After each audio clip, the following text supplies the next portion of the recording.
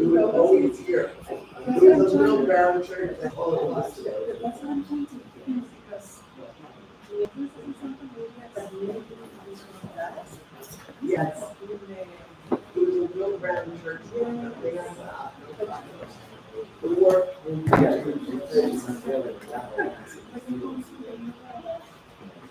It was not all, it was like, it was hard back here. I mean, we're talking, because I've been doing this for 12 years. So,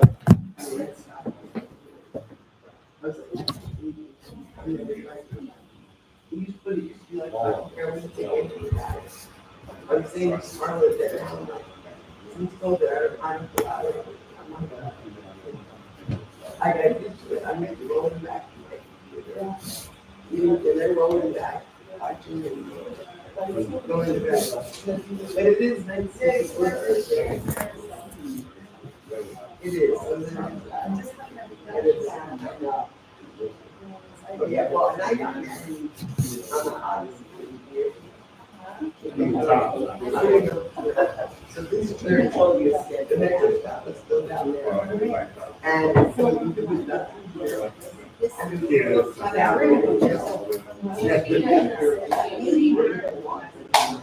Going to this church. Going to the meeting with the woman that was there. But my dad, my dad hired this big, caravan and a bunch of like charity. Take people that at that point, you could go all church. It wasn't my father was saying that. I don't even know if I'll play it for the train. But it was great. It was great. And it goes all the way out around. Yeah. And I knew the time really well. And I told him I was obsessed over it. I don't want to be bothered. And I got married to my family at my family to get out of it.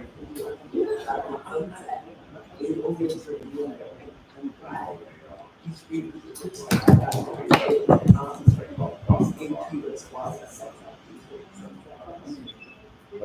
so everyone's like, I'm like, I'm really sorry. You were right. But my husband was usually my family was and he got it all. It was one of my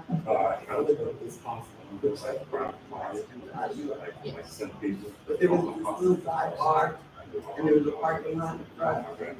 We pulled up, I could see him going across. So we were with the people that arrived early, and I was, there's a picture.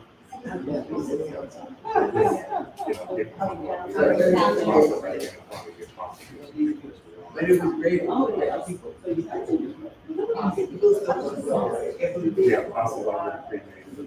we'll be there next year. In September. 20th, something. Yeah. We never took the honeymoon. Having met the honeymoon was Baltimore all the way up to St. John's. But in like 2 years, I did Baltimore. And we didn't do that. Yeah, I think that's the motivation to celebrate. Right. Yeah. Oh my God. We've done too many things now. It's time that we're real. So.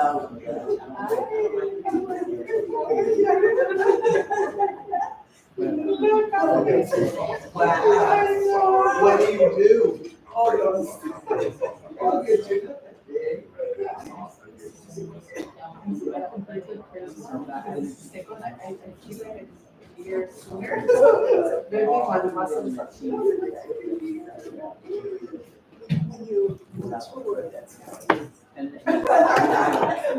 How are you feeling?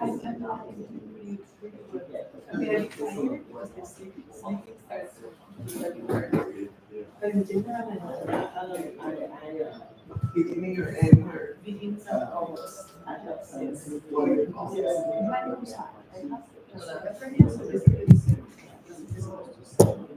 So if my result is open, it doesn't mean that we need to. So that's why I'm answering. July. Then we lose these.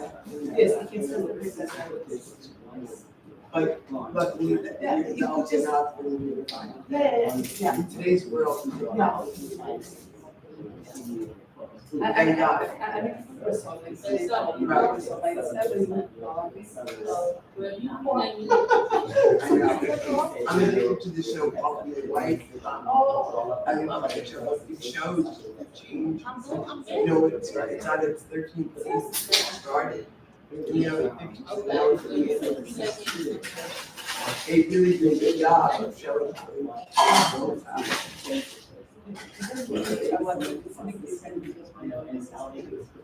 oh, it's different. So but it's like how Really? short period like the Now it's oh my God. Oh, she is. I wanted to just like I just Sylvia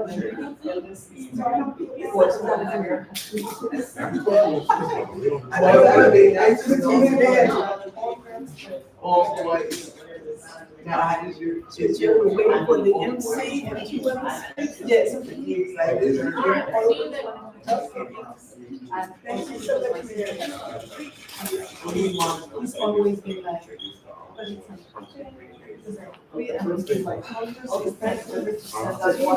Oh my God. That's so funny. Oh my God. Yes, it's gonna be.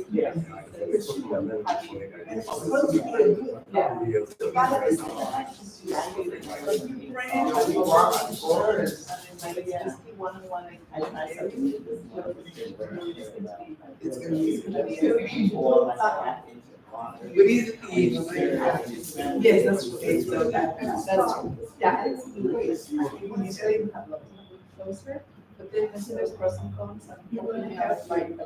Oh, yeah, yeah. So my brother and I are 17 years apart. My sister and I are 15 years apart. Okay. So, I grew up with a child. Yeah. And I, you know, I don't, it's really Taylor. Oh, my God, they're in the rural area. And I, it was just everything. I have brothers, sisters, like, the final to explain to them exactly. And those days, well, obviously, and that's when you have to need it. No, I did. I had a dog before me and a dog. But I'm so excited. So I know about Here comes that video. and my sister, I did. I lived in Arlington, and she lived in Plains. 7 years apart, so even though we were 15 years apart, as we got older, we became Yes, closer. that's what. And unfortunately, I she could had have good put you in school. all of the tables, all just to help this person. No, I I mean, didn't. I still Oh, be able to just do that. it came out of the blue. I mean, she just Move the helped table. this person, didn't drink, didn't smoke. Was like food. It really depended on him. So it was 2 years ago. It was wicked. It was wicked. So essentially, we put all of the panelists here. You know, so when you get older, when you're, So the people on people Zoom are can that see. far apart, I took it older. I can put the My icon here, so friends, it's Yeah, we live like 6 miles away from each other. this is gonna be where the panelists are So gonna be. my elder sister and I are only 2 years apart, and my younger sister is 4 years older. Oh. So very similar, and So you have to. So no, nobody is going to use the code. Yes, Emcee. Right. And Cecily, when she sings, she So needs you've to. been doing this. Exactly. No, she wrote her system. No, So you won't need to put it. She just dedicated us. Cecily, can you tell me the name of the two songs that you sing? Let me write them down.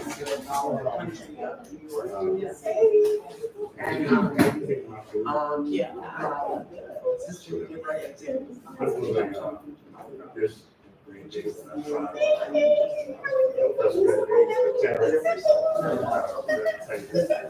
She is the son. So, you know, she had one boy and then my brother. And they're 6 years apart.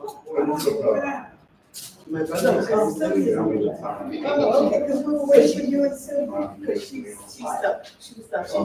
Oh, they're stuck in the subway. Oh, so that's probably what's happening to finally my Carla, the first MC. son said, Yeah. Jennifer was their father. There was, I think there was a fight and on the. Yeah, the Branch Chapman, yeah. It was. So it was that the fun. It was we're close. I mean, this is Which is hard to do. So let me get a pen and write this down. so, Because I want to get to and my parents are gone. Oh, Lorraine Nagy is not here. Oh, that's what it is. It's the subway, because Lorraine is Netflix. Lorraine was coming from the World Bank. So I understand everyone that there's an issue with the subway. Because there's 4 people, 2 of which are almost always on time, having arrived. So they must be either on the subway or stuck in traffic.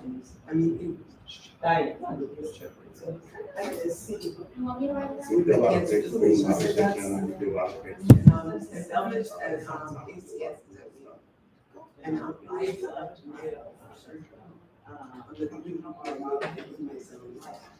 And she was out there.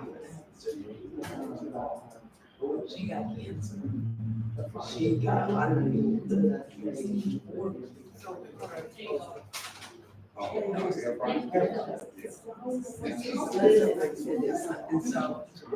she went out to Mayo. Good to see you. She went out to Mayo, and luckily Bruce had to right in. But they were using, she went out in March, and they were using a lot of that just got approval in July, and it's not there.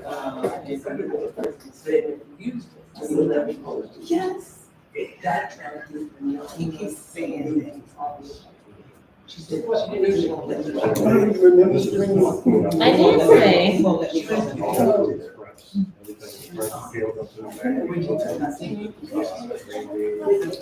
the interest of time, oh, there's Carla. I will do you short as you go. The liver cancer is not. Oh. So Mayo.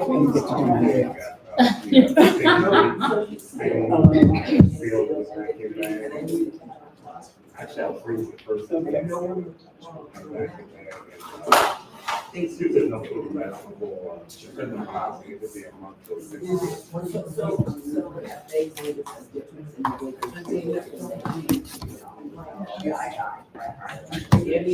2 of them require to be changed. They were. Yeah, I need to know to see where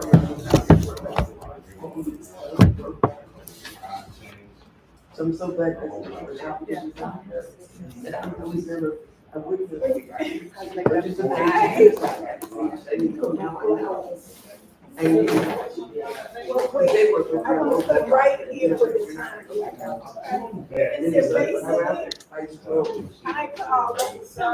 When you call in the, did you do the subway? No. Yeah, I was like, what's going on? So people, I mean, jammed in like sardines. So thankfully I have to go. And that got you. On her way here since 4 o'clock. Oh, no. And Sylvia, she was talking to Sylvia hasn't gotten here yet. Sylvia's one of the speakers. So, but I think maybe we can use the time to let the audience tell who they are, and then we get started, because I know the minister has said, Okay. okay. And did you want to get something to eat? I'm gonna just find the video. Oh, it's right here. Okay. That's why Yes. But that's what I tell myself. It's like, listen, It was the best. I just like on my way there. They were talking like half an hour on the phone. I know. And it's in Oh, COVID. to all of you. I went back to Seminary. Oh. So we had a chance to reconnect because it's true. I didn't know where you were. Like family, like short amount of time. And like I was living with her for a year. Like now as an adult, I think the diabetes is very way. That's what was with my sister. It was so beautiful. Yes, we're just like It is. talking about now. She was 16, and she admitted to me that she was in the 50s, they all admitted. And they all admitted. We do have wine over here. I hope you will come and drink the wine. Otherwise, I will have to take it home and bring it back to the My next mother's meeting. 43, which is This is not, this is 2 meetings ago. This is so strange. This is a picture. It says spam. You don't pick up spam. No. And I'm on mute. I've heard of that, but I haven't been to it.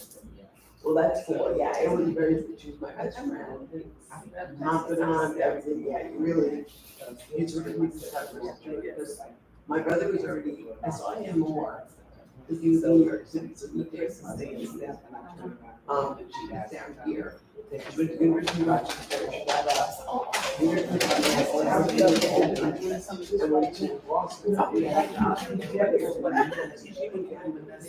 That's from something else out there. I was like, what is I think this? my parents didn't get it.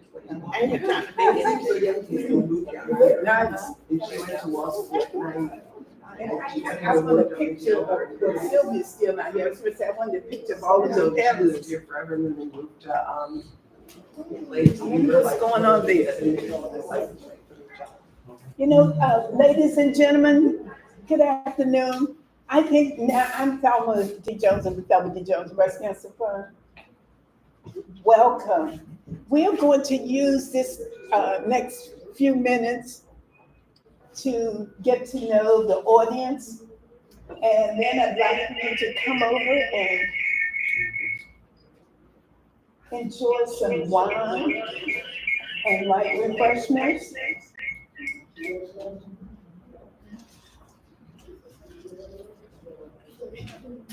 We're waiting for we're waiting for 2 of our speakers. So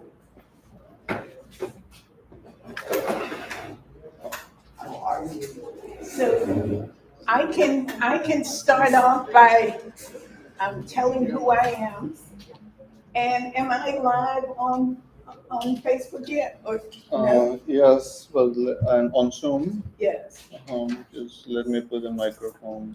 Oh, so there's Lorraine on, she's on. Okay. Hi, Lorraine. We were waiting for you. Are you waiting for me? Well, I've been around since 6:25. Oh, I'm sorry. Okay. I came at 6:25 and the host let me in about 6:30 and then I stepped out for a second because my husband needed something, so I needed to step away. But I've been here since 6:25. Okay. I don't know why I was thinking you were coming in person. Oh, I couldn't. I actually wanted to come in person, but my husband's health is very fragile and I couldn't make it, unfortunately, so I had to do it by Zoom. Okay. Well, I'm glad that we have Zoom, that we can still have you as a part of the celebration. So thank you. Well, with that in mind, then, so we're still going to go around real quickly in the room to introduce ourselves. So, and I'll start with welcoming everyone to the 14th annual celebration of the founding of the Thelma D.Jones Breast Cancer Fund Support Group meeting. The support group is the signature program of the Thelma D.Jones Breast Cancer Fund. We were founded in April 2010, and we started this wonderful program at the time before it became a full-fledged organization in 2012 as a support group with less than 10 people. And over the years, we have had right here in this space, St. Augustine's Episcopal Church, as high as 40 members or participants at a meeting, and on Zoom, which we pivoted to in March of 2020, we've had more than 100 people on the Zoom. We are pleased to have all of you here, both on Zoom, Facebook Live, and a wonderful group here in person. We want to thank all of our distinguished speakers and panelist members who will be introduced later on by our moderator and facilitator, who is Dr. Carla D. Williams of Howard University. And also, I want to thank some of our special guests here. We have Isaac Wells. Isaac is helping us with writing up our support group meetings, and at your chair or seat is an article in the Southwest, the front page, no less, which Isaac wrote, and he's going to be writing up the meeting tonight. All of us, our distinguished guests, will be introduced. Let me just also say that one of the many things that I'm proud of about our support group is that it is modeled after a wonderful support group meeting that was at the World Bank. It was the support group of the World Bank, IMF, or International Monetary Fund, that was co-founded by Lorraine, Nagy, a wonderful former colleague of mine at the World Bank. As many of you may recall, I retired from the World Bank after more than 33 years. And it was colleagues like Lorraine who made my life at the World Bank, those more than 33 years, worthwhile. And so Lorraine will do opening remarks shortly. But again, I want to thank all of you for being here and for the work that you have been doing individually and collectively in helping to carry out the mission and vision of the Thelma D.Jones Breast Cancer Fund. Our mission is to improve the overall health and well-being of men, of women, men, and children, young girls especially, because we're noticing that breast cancer is occurring at an earlier age, to help improve the overall health and wellness. And we do this through outreach, education, and support to help to reduce the incidence and mortality rates of breast cancer. And our vision is to embrace and achieve a world free of breast cancer. Our organization or support group was started in part because of my diagnosis in 2007 with a rare, aggressive, and a late stage of breast cancer, HER2 positive. And from that experience, I decided that it was something that I needed to do to help others to walk their journey. And two of the important things that this organization really believes in and carries the message that early detection saves lives, and it helps to, or it creates better outcomes, not just for the survivor, but because a breast cancer diagnosis or any cancer diagnosis normally affects a lot of other people, family members, colleagues, neighbors. So it helps to achieve better outcomes for all of those that are affected. And the second message, in addition to early detection, is that we believe that no one should walk or travel their journey alone. I was very, very blessed to have a wide network support system, and I still have that now. So I feel that it is important that I share the goodness and the blessings that I've had and continue to have throughout my journey. So at this point, I will stop and I will turn it over to our moderator and facilitator, Dr. Carla D. Williams, who is the Interim Director at Howard University Cancer Center. And I might add that Howard University Cancer Center was our first major community partner and cancer center, almost from the inception of our support group. And we remain very closely tied at the hips with the Howard University Cancer Center. So thank you so much, Carla, for being here probably about the 20th time. Not quite, but I'll have to keep track, so when I hit my 20th, we can have a real celebration. But thank you, as always, Thelma, for inviting me to be part of this wonderful group and activities that you bring to make sure, as you say, that no one feels like they have to walk the journey alone.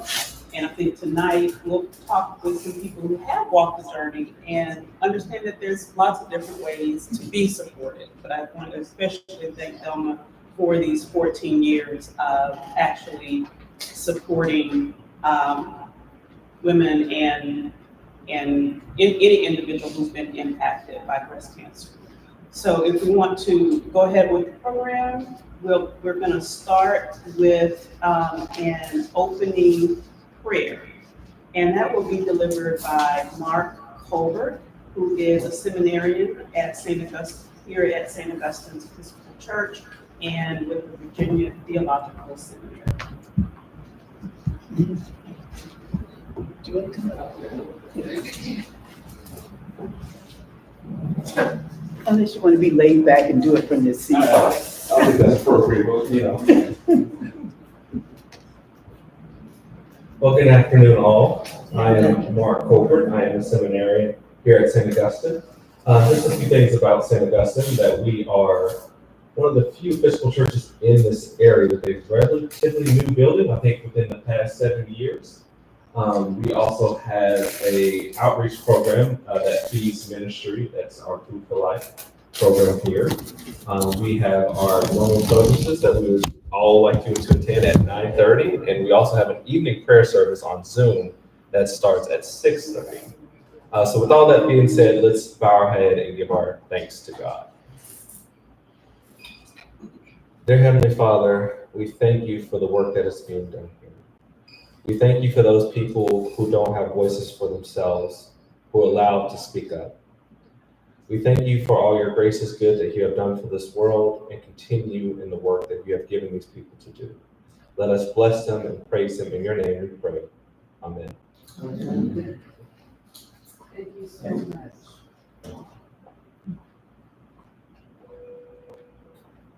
And now we have on the agenda opening remarks. And that will be given by Lorraine, who is joining us via Zoom. And Thank you. Lynch, is the Staff Association Health Advocate and the co-founder of the World Bank Group-IMF Breast Cancer Support Group, as Thelma indicated, which Thelma D.Jones Breast Cancer Support Group is on. So thank you for joining us, Lorraine, and we welcome your remarks. Well, thank you. I wish I could be in person, but as we get older, our responsibilities grow in terms of family obligations. But thank you for this opportunity. I was especially, I've written up a history of our breast cancer support group. But I was very, very touched by the refrain that is being said here, and that is that we cannot do this alone. We need each other. There needs to be a sense of family support, a sacred circle that is surrounding you. And I can remember from the very beginning, which is where we're talking about in the year 2000, actually it was 1999 when the survey went out. And in the survey, those women, brave women from the World Bank, wrote in and said, thank you for the survey on mammography utilization. What are the promoters? What are the barriers? A master's degree thesis, very interesting. But perhaps you're missing something. And that is that there are breast cancer survivors in the bank, and we need each other. My name is, this is my email. Please call us together. If there are any others and that have identified themselves, we want to get into a conference room. We want to talk to one another. And part of the reason why one was needed at the bank, because there are other support groups in hospitals and various, is that these were women who had their families thousands of miles away. They were in a medical system, getting care in a medical system that was foreign to them. They needed a family. They needed to be brought together and to have that, to help one another and to have that feeling that somebody was behind them besides just those who are dealing with them clinically. So that's really the beginning. A survey looking for information about what it is that promotes mammography and what is it that would hold people back. And interestingly enough, even though my hypothesis is that there would be differences by nationality, et cetera, by place of home country and all of that, none of that was what differentiated a woman's choice. What she really was focused on, the one powerful indicator, was she felt that her family would benefit. In other words, my life is important. It's important to me, but it's important to others. By having a mammogram, I am with my family. So again, you get that feeling of love, that feeling of that need for community to be around you. Now, I had never led a support group. I'm a nurse, but I had never led a support group. And of course, I made a path to the psychologists and the social workers and said, here's a support group, needs to start, your job. And they said, no, that's not our job, we're not going to do it. And I thought, well, now what? Now I needed support. And there was in the clinic a very, very special woman named by Bonnie Chisholm, the co-founder of the breast cancer support group, a staunch advocate, a breast cancer survivor herself. And I said, Bonnie, I'm going to walk into a room full of women. I know very little at this point. They want to have a monthly support group. Where are we? And she began that partnership with me. We entered the room just as Thelma was saying, maybe 10 people. For us, it was 5. And among those 5, it grew over a 15-year period to more than 100 people, 100 women and men and women, and including in other countries. It included spouses, but it included country office staff. And I'm still in touch with them. It's very interesting that all these years I'm still in touch with them. And the purpose of it was to give mutual support, but also information. There was so much that when you're faced with a diagnosis, and you put your trust in the medical system, but strange terminology, scary scenarios, learning some of the biology and the chemistry and all of the new things that are coming out. And it's very frightening when you simply say, well, do unto me, instead of saying, I have a question. I need to know more. Tell me. And for that, we needed, again, each other's experience. But we also needed experts to come in, just as is with your support group. And these experts would come in and they would give lectures, they would give sometimes a referral, references, so that as women grew in survivorship, they grew in confidence with one another. So knowledge is really the power behind it here. So women could say, I want, say, breast sparing surgery. I want neoadjuvant. I want whatever it is, and they became partners in their own care. And as new developments were there, one of us would go to the San Antonio Breast Cancer, conference every year. We would bring that back, and that knowledge became the community's knowledge.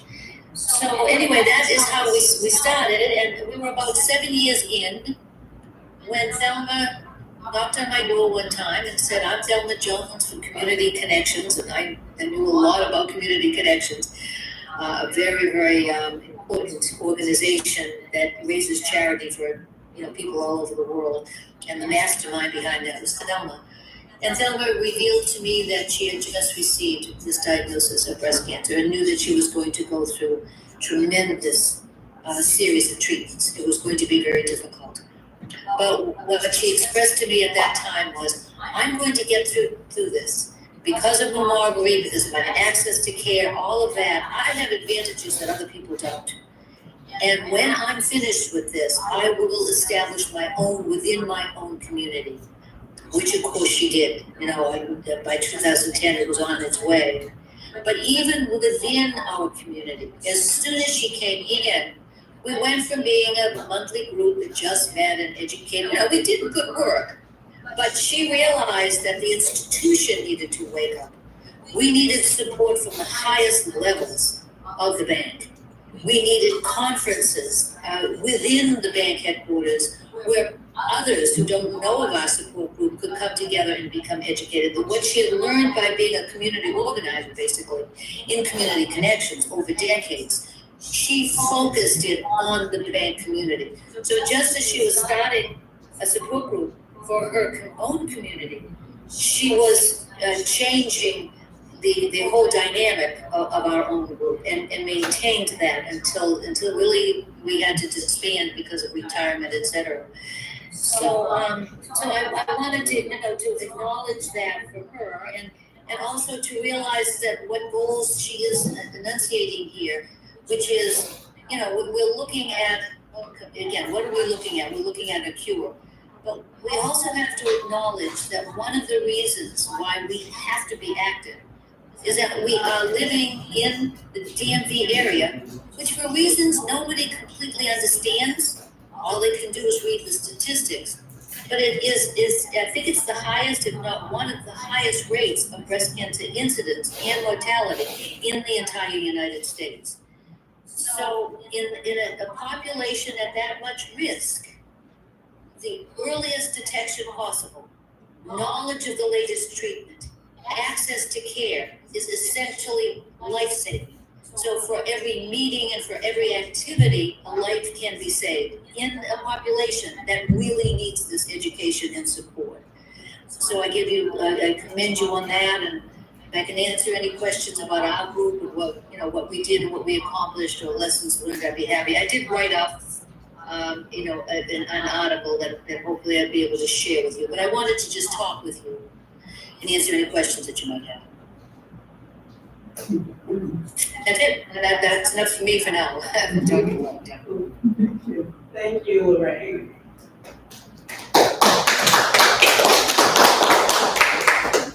So we're just getting organized here. I applaud Thelma for managing this hybrid interactive activity. So I guess we're okay with the volume for those that are online. So again, thank you, Lorraine. I did not give Lorraine's full name. It's Lorraine Lynch Nagy, and thank you again for joining us and sharing that important history And thank you for so much work that you did for the World Bank as kind of a backdrop to what we're doing here today. So even though the group disbanded, what was learned and developed there was along with Thelma D.Jones breast cancer support group. I'm glad we put this on there. So now we're going to have some readings from a colleague and friend who's sitting here with me, Dr. Alejandro Mendoza. And I've known Alejandra as a faculty member for several years at Georgetown University. Some of her research has really informed how we make sure that women from various walks of life, but especially the Latina community, has optimal care and optimal support through their breast cancer journey. So Alejandra and I have been in rooms together around many issues, but oftentimes we come together for Thelma's programs. And so it's an honor to be sitting next to you again today or tonight, Alejandra, and we just welcome you to bring some greetings to our audience. Thank you very much. It's an honor for me to be here with everyone, especially for this occasion of the 14th anniversary. And it's also an honor to set a cycle because just realize that this was the first place where I came for the support group meeting. I think I have shared this story in the past. I had just started working in cancer research. I was pregnant with my first child. And I was trying to organize a focus group, happy to focus on without knowing her, and she was so generous to invite me to come to one of these focus groups. And I was so touched to be here and to learn about the support group and the stories and the support this group provides to all my phases of the journeys. And then I also learned about Jones' capacity for mobilizing the community and for engaging everyone in research. So I was meant to organize one focus group and I did too, because there were so many people who wanted to participate. So I organized to one of them, and I really came to the 14 participants. And then the second one was when I was going to a medical appointment. I had it in the afternoon, and then the doctor they told me, "No, you're not leaving the hospital. Like you have to leave." I'm like, "I have focus group. You're organizing for 2 months." And they're like, "No. I said, "What do you have as breakfast? Because you are having a baby." And I told them I have for breakfast. It was like bagels and salmon. And we were like, "Okay, wait." And then it was delivered exactly at the same time for the focus group. So it was the top of participants, the one that was like, "Okay, I don't want to leave everybody." So yeah, we decided I'm gonna silence at home. But since then, that was 8 years ago, I had the privilege of working with these students in so many different projects, including acupressure, peer support, intervention, COVID-19, the website that we developed together. We have also written projects to enhance screening for mammography, also reverse ovarian cancer, so it's many different projects. And I can stress enough how the contribution of these students has been instrumental in developing all these projects throughout all the phases of research, providing your insights, making sure that research is also definitely very impactful. Sometimes that has meant going back to the drawing board and thinking, okay, this doesn't make sense, let's rethink the whole project. And I don't have enough words to appreciate. And I think that throughout all these partnerships, throughout our common goal of reducing cancer disparities, we have developed this beautiful friendship. Throughout these years, I think it's really grateful to be here, and I'm also more personal level my grandma had 3 cancers, and she survived them all. She was very strong, but a few times where I saw her scared because she was thinking about cancer recurrence. In these 8 years, no matter what I was with cervical cancer, my body with colon cancer, I'm very, very close friend with breast cancer, and I've always thought that I wish we could have access to this support group, because I realized how important it is for everybody to work through the journey. So I want to Thank you for all the work that you do for the model and inspiration to all of us and for being with us. And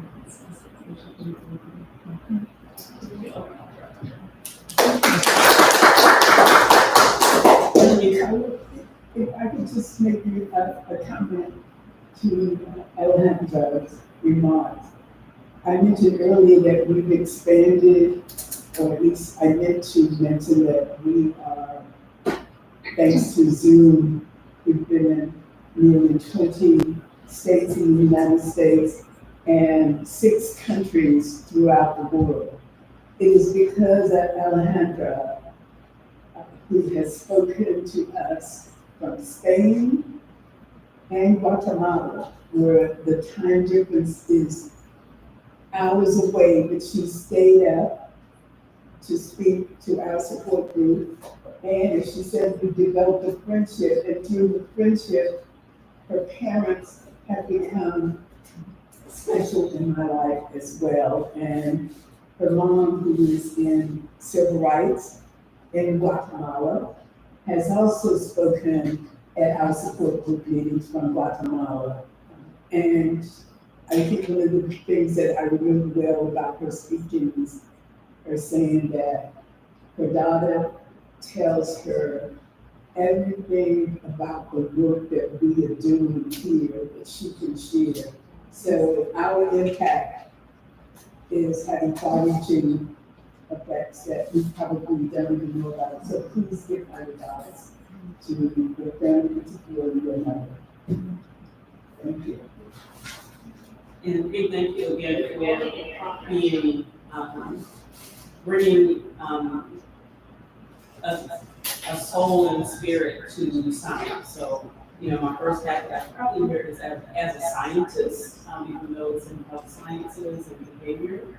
But if we don't really know what science means to people, then it doesn't really bring any value. And I can really say that the work that Alejandra does really brings the value of science in real ways to real people. So thank you so much. So now I think we have a musical rendition, and I think successfully, and she is well known in the DC region and beyond. But I've always enjoyed seeing her at Thelma's events, and she's so gracious with her time and talent. So Cecily is a vocalist, a songwriter, as well as a voice instructor, so make note of that. You can make use of her services. And we're so pleased that she had time to join us tonight, and she will bring her own musical rendition for us at this point in the program. Okay. Give me 1 second, I'm just changing that. And Sounds. believe are you gonna do one now and one later? Yes. Okay. And Sister will be bringing two offerings to us tonight. One, a flower in winter, and then the other, acceptance. And she'll bring those to us throughout the evening. Thank you so much, Sister. All right, so hopefully, okay, I want the sound they hear to come from this one right here, since I set it up so they can hear the music. So thank you for always having me, Thelma. I don't know how many times I've performed at the support meetings, but Not many. it's more times than I can count. So, all right. So I just want you to remember us when your tickets get $500 a night. I certainly will put you on the guest list. All right, this first song I'm gonna do is called A Flower in Winter, and this is my newest single. It came out just last month, and the song is about the healing that we do as a community. The quote that inspired this song is from Bell Hooks, feminist writer Bell Hooks, and she said, "Rarely, if ever, do we heal in isolation. Healing is an act of communion." So I thought that represents exactly what the support group has been for the last 14 years. And this is A Flower in Winter.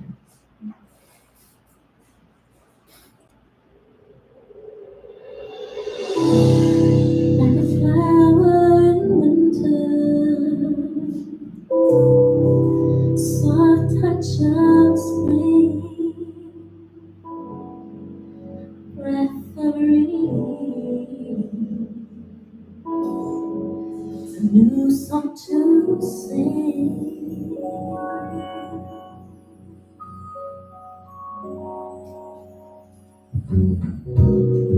If you hold me just like that, I think I can hear you. Just tell me the truth that my mind won't hear. This moment is sacred, holy and real. This moment, you reminded me the joy I can feel, like a flower in winter, soft touch of spring, breath of relief,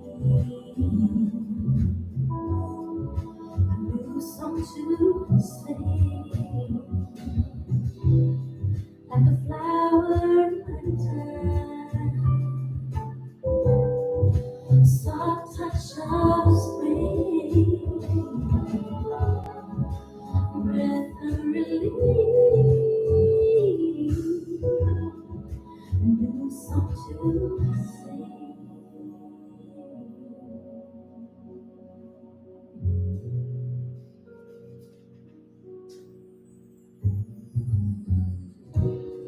I've been fighting on my own, just trying to live.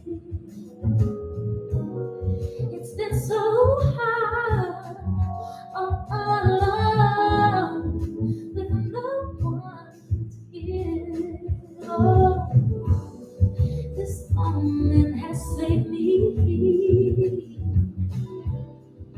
has made me alive. This moment, you reminded me that I can survive, like a flower in winter, soft touch of spring, breath of relief, new song to sing, like a flower in winter, soft touch of spring, breath of relief, new song to sing.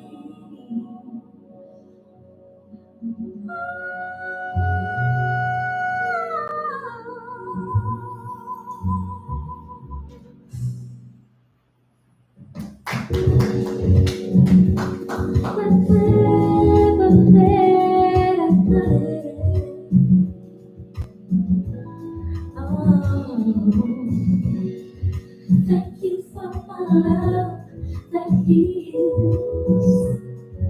Thank you, yeah. Thank you for my love that heals. Thank you, thank you. Thank you for my love that heals. Thank you, thank you, thank you, thank you, thank you, thank you.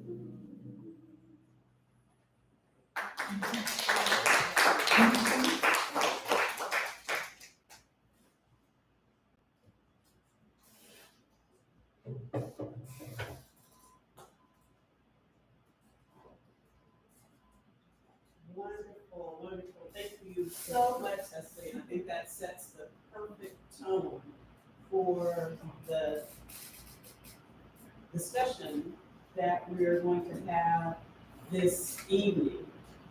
The idea of healing in community. I think that's really the power that support groups like this one bring is finding a community that embraces you, supports you, educates and informs you, and most importantly, empowers you to be your own best advocate.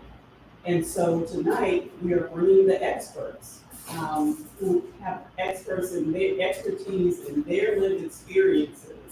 And in the work that I do, we talk about the fact that we may have people who have expertise in surgery, expertise in certain aspects of medical care, but the expertise of someone who has the lived experience is equally important, and it really should inform everything else that occurs in our medical care and healthcare system. So tonight we have a group of experts that are going to join us for a brief panel discussion.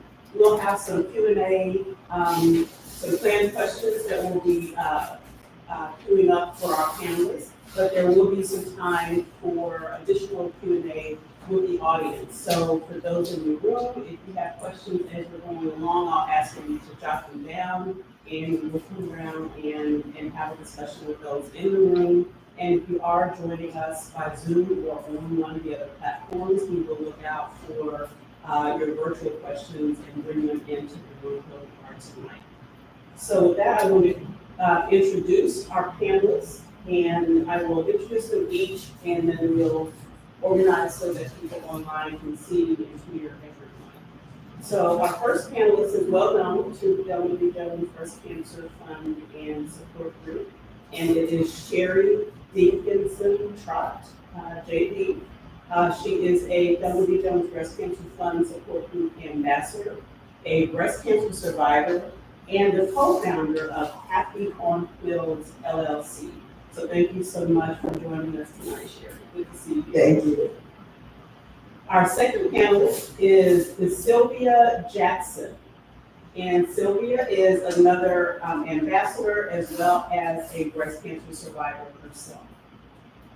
And next, someone who's known to us very well, Ms. Professor, please correct me, Anthea Peters, also a breast cancer ambassador and survivor. And then we also have Ms. Scarlett Small, MPA, who's an ambassador, who's been a caregiver and a former member of the board of directors for the Thelma D.Jones Breast Cancer Fund. Thank you. And our last panelist is someone who's always around and supporting Ms. Angie Walker, another ambassador who always gets things done. It's a pleasure to know and see Angie at these events, and she's also not only an ambassador, a volunteer, but a survivor as well. So thank you all so much for joining us and bringing your expertise to the table tonight. So one moment, and I'm going to kick us off with our first question for the panel, and we'll make it a little informal rather than me calling on each one. We just want people to chime in. So if you want to build on something that another panelist has shared, just feel free to chime in. I'm just getting a question here. All right. So I'll just open this first question up to the entire panel. And as everyone has their own lived experience and personal journey with breast cancer, we want to hear from you looking back. Your journey is far from over, but at this point where you are right now, if you look back, what do you wish you would know then? What do you wish you know now that you wish you had known when your journey started? So looking back, what is it that you know now that you wish you had known when your journey first started? Who wants to lead us off? I'll lead off, and my name is Sheri, and the 14th anniversary of the Breast Cancer Fund coincides with my breast cancer anniversary, so it's easy to remember. What I wish I knew then, that I knew that now, is a really simple answer, that this support group existed. I am a quadriplegic, And, there are not many individuals that are living with spinal cord injury that are also breast cancer survivors. So I felt very alone. And I think knowing that there was a support group, even if they didn't have people with spinal cord injuries, that I had people here, they're in this room, that have become best friends and family. And additionally, Thelma, it winds up, had a sister with a spinal cord injury. And she has a special interest, and it's a November meeting every year on breast cancer and disability.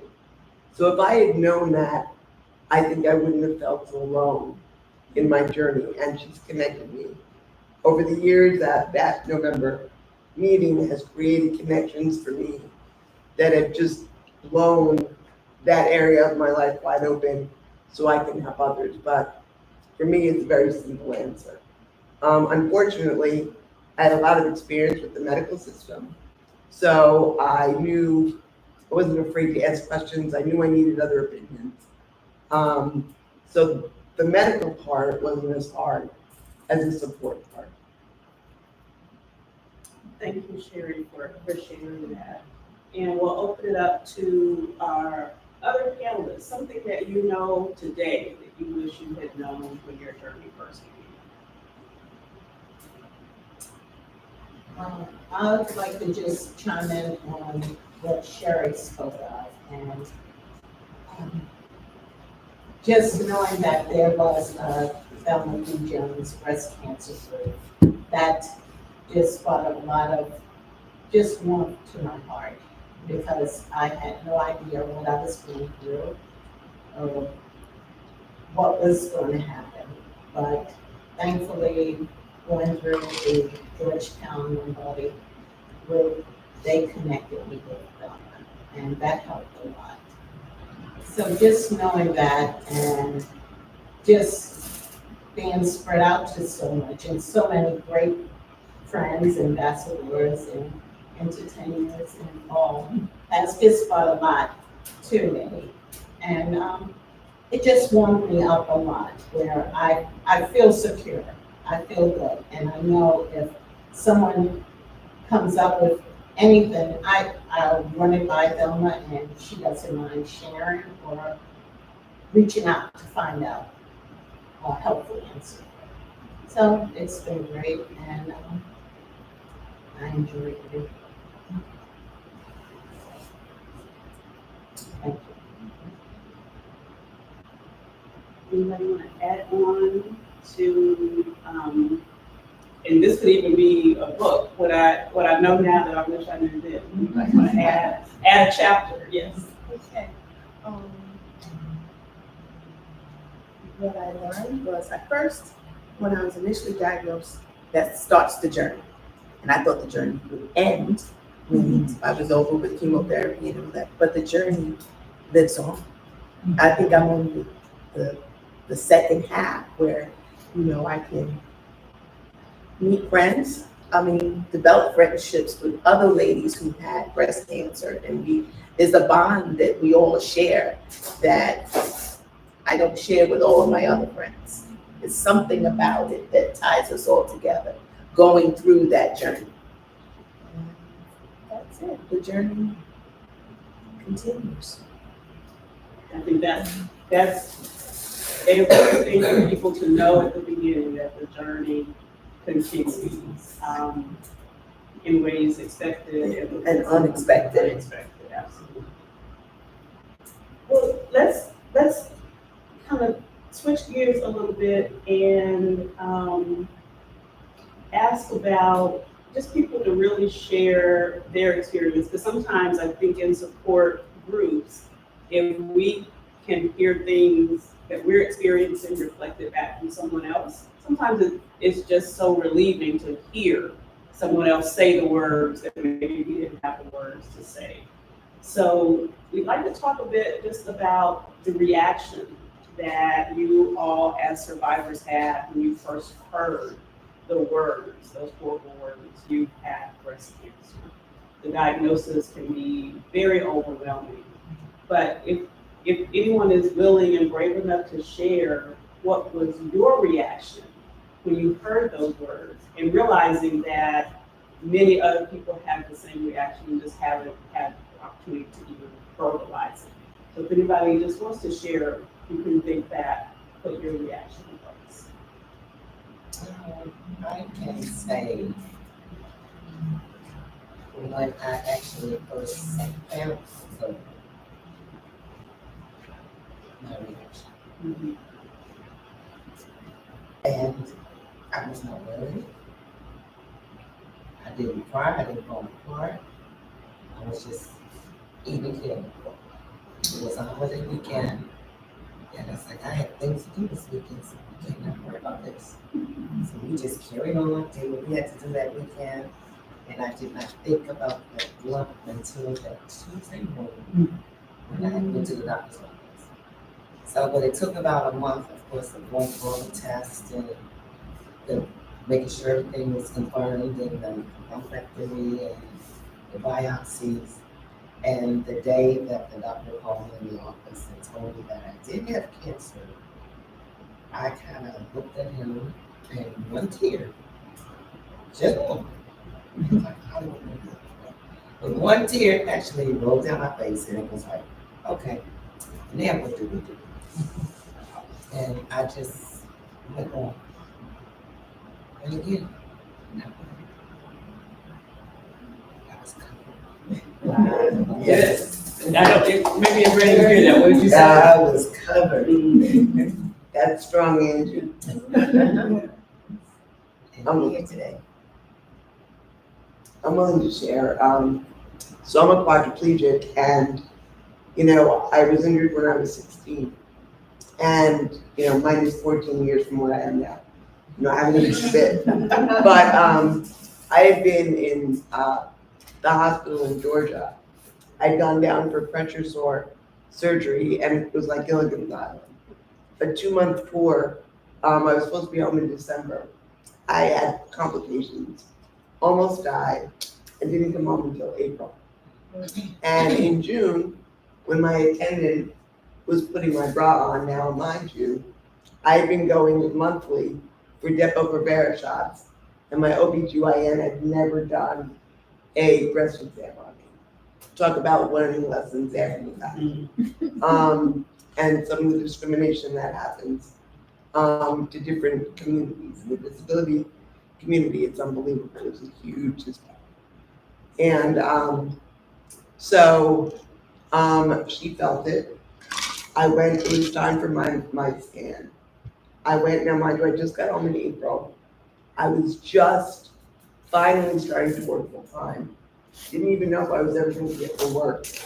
I'd gone through this horrific experience. And I hear them whispering. The next thing I know, they say, let's do a comprehensive. Then let's do a biopsy that day. And I'll never forget lying in bed, and I was resting, and it was Labor Day week. I'm sorry, 4th of July. And on the Monday of 4th of July weekend, the doctor who went for the breast exam called me and said, you tested positive. Now, luckily it was very early, but I didn't have the words. And talk about saying, I have breast cancer. When I told my husband, he started crying. And that was the most painful thing for me to watch.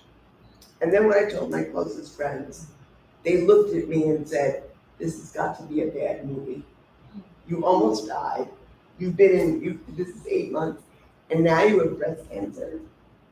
So, ironically, all the past 8 months, I was so sick I couldn't control anything.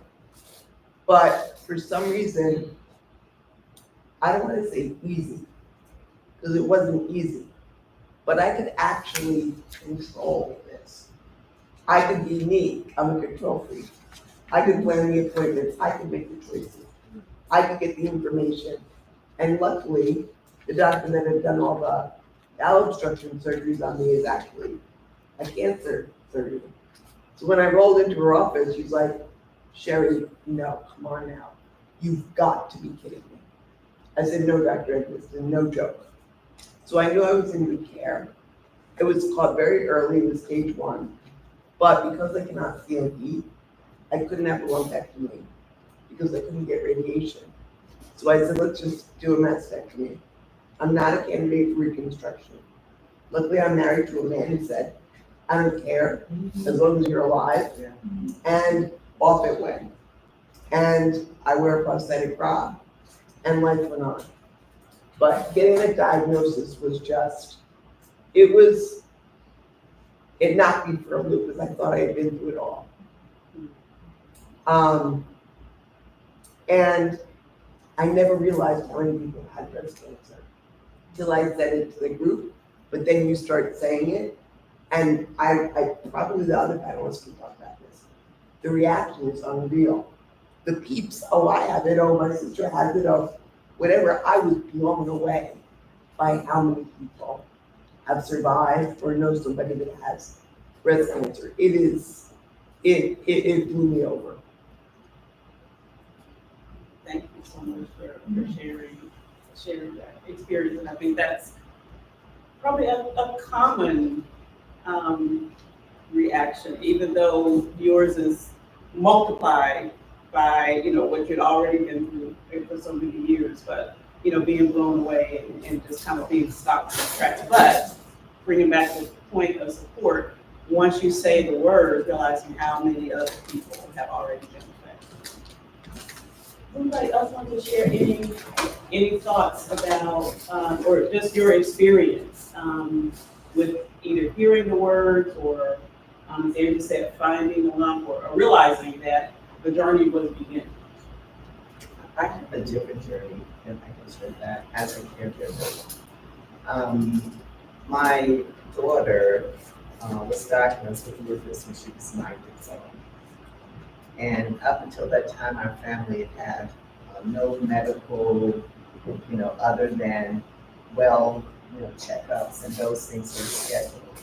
And so not being part of any medical system, it was very hard for us because we had to learn to ask the right questions, to be an advocate for our daughter, to find the correct specialists, find people that would talk to us and tell us what was going on, because they started out with basic connective tissue disease, and there was swelling and a lot of different things that were going on.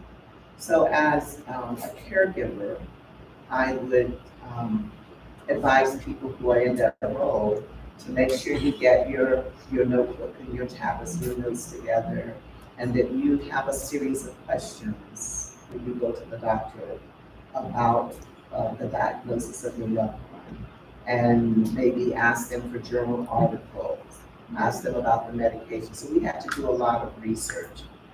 We also had to relieve some of the doctors who decided that their time was too valuable. They couldn't explain things to us and talk to us. And knowing that we had excellent insurance because my husband was in the military at the time, it was easy to dismiss them because I did not feel that my daughter was being taken care of by people who just had no bedside manner whatsoever. She was just a number of the next person.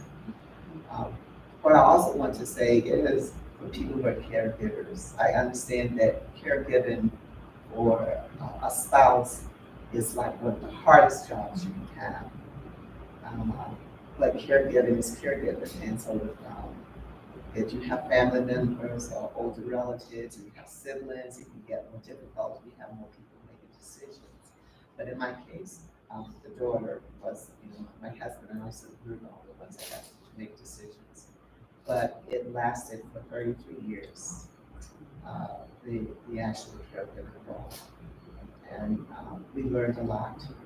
I believe that because we tried to manage her health, that did extend her life and the quality of her life for many years. And it can be done. And after her diagnosis, and I would just happen to mention it, even today someone said, oh, my sister has lupus, and what she'd gone through, the amputation, organ replacements, and a lot of other things, that happened to her. And then my friend said, and in 2020, she was just, she had just gone through so much. I lost my daughter in 2016, but You know, there's a lot of things that all of us have to go through, and it's much more your attitude about doing all that you can.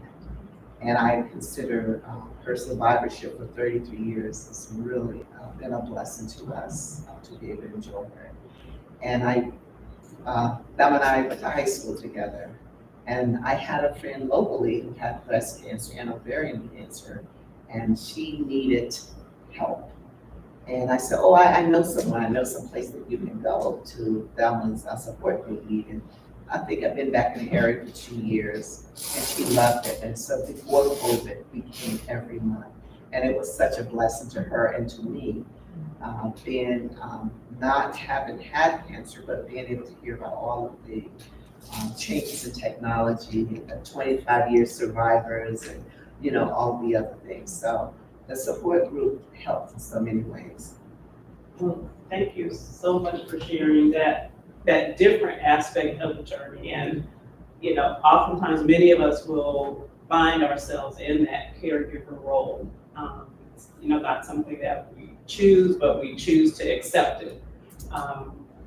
And I'd like to just circle back to you for one moment and just ask, you talked about how you know, definitely, you know, asked for information, sought out information, but was there any process that you did that helped prepare yourself emotionally, you know, spiritually or socially, outside of the medical aspects? Was there anything that you and your spouse did to kind of prepare yourselves once you realized this was going to be a long-term journey? The first shocking thing with us was when we were in Los Angeles in the Children's Hospital, that the other kids that were there was with their mom or their dad or their stepmom or dad's girlfriend. It seems that when a child has a critical illness, the parents don't stay together. So we were looking at each other like, you know, is this gonna happen to us? What caused this? Because if you have a child that is sick, they need a lot of attention. And we have 2 other children, and I remember my son saying to me, Mom, are you gonna stay home tonight? You know, we wanna see you too, because every night my daughter had to go to the hospital. I went to the hospital and spent the night with her. So, and so up until she was 18, you know, she went from that to the infusions and a lot of other things that went on, but I always never wanted her to be alone, never. And so I would go to work during the day because certain things were going on, but every night I spent at the hospital because she was in there. But I think the thing that I did for myself is, at the time, it wasn't meditation called, I was in constant prayer. I believed that she would be okay. I just didn't know when and how. The other thing is I did exercise. So you need to have some physical activity in your life. I mean, I know the people being caregivers and the caregiver pass on and the patient is still here because they don't take the time out to take care of themselves, you know. And I also believe you have a thirst for knowledge about what was going on, so you know the different phases of the disease, how it might manifest itself. You're not so surprised. I needed to know so I could explain to her, you know, and ask her if she would allow the service to be done, and she did. And so eventually my daughter actually had 2 kidney transplants, a knee replacement, a partial knee replacement, and we went through all of these phases. She was taking one treatment and her hair came out, and she could go to school and she didn't want to go. And so I asked my son if it was okay if I cut my hair, you know, because I didn't want him fighting at school because someone talked about my hair. And he said, sure, Mom. And when I did that, it was to be a solidarity with her. And then she was okay with it, you know, but I said, don't go any place without earrings. And so it just made it better for her to get through those formative years. She graduated from college, you know, it was just that lupus come in phases. You have crises and you're up again. And we just had to get used to, you know, the changes each day. We had to be very flexible. And I'm amazed that I had a career. Because she was my priority and she always knew that she was during that time. But I think the caregiver really has to take care of themselves. You know, you can't give your all.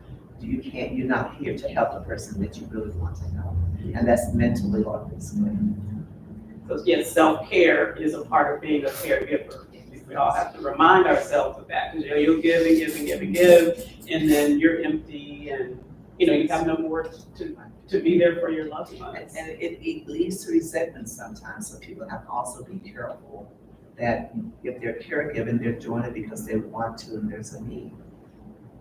Because if you are resentful, you're taking care of someone, the person you're taking care of can actually feel that. And so you need to be sincere in what you're doing. And again, if you have siblings, if you can share the load, then that would be very helpful too. And I saw something recently, provide, hard things for people to say. I remember two of them. I'm trying to remember the second one, but I think the first one was things that are hard for people to say. I'm wrong. That's something that's hard for people to say. I need help. That's something that's hard for people to say. And the third one was Worcestershire sauce. Did I say it right? Worcestershire sauce.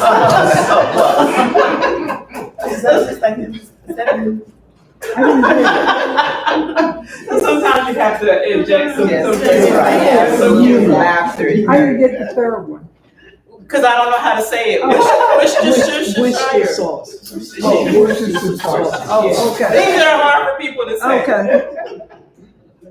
And I think that's part of the journey is, humor is healing as well. Community is healing, but being able to find things that bring you joy and bring a smile to our faces. I wanted to circle back to our survivors with their lived experiences around the treatment aspects of it. We're not going to go into the treatment per se, but as I said, it's important to be knowledgeable, to ask questions, make sure that you get answers to the questions in ways that are going to be useful to you. But we know that these treatments, and my physicians have said this to me, that sometimes the treatments can make you feel worse than the disease sometimes.